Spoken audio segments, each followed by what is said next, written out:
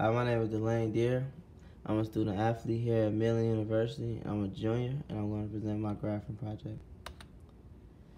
I chose the first set of data I chose to collect was how many hours of sleep does a student get a day. I chose to collect this data because being a student athlete, we carry a huge load sometimes, and some days we have to stay up late to get homework done and wake up early to go to practices for our sports. So what I did to collect this data was I asked every member on the basketball team here at Millen how many hours of sleep do they get a day, and wrote it down. The sampling method I chose for this graph was a stratified sample. This data is a quantitative data and the level of measurement is nominal. The data set on the left is used to get an estimate of the amount of sleep the basketball athletes get a day.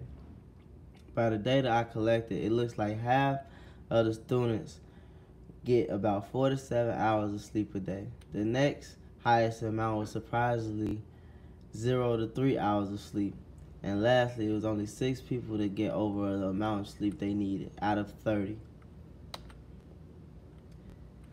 The second graph I chose to do was a qualitative graph.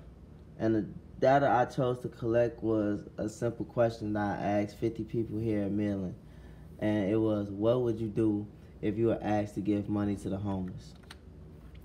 So what I did to collect this data was I asked 50 students here at campus at random and just asked a simple question. What would you do if you were asked to give money to the homeless? And recorded the answers in 3 different categories, which were, would you give back, won't give back, and undecided. The sampling method I chose for this is a convenient sample. This graph is also a qualitative graph again, and the level of measurement is also nominal as well. The data set on the left is showing the amount of students who would either give back to the homeless, not give back to the homeless, or is undecided. From the looks of about half of the students that I asked that took the survey said they would give back to the homeless if asked. Around 15 students said no, and around 10 students said they were undecided. My experience here overall doing this project was great. I got to meet some new people here at Millen and share some wonderful conversations with people as well.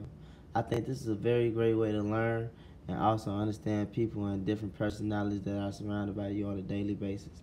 I really recommend this project to many people as well.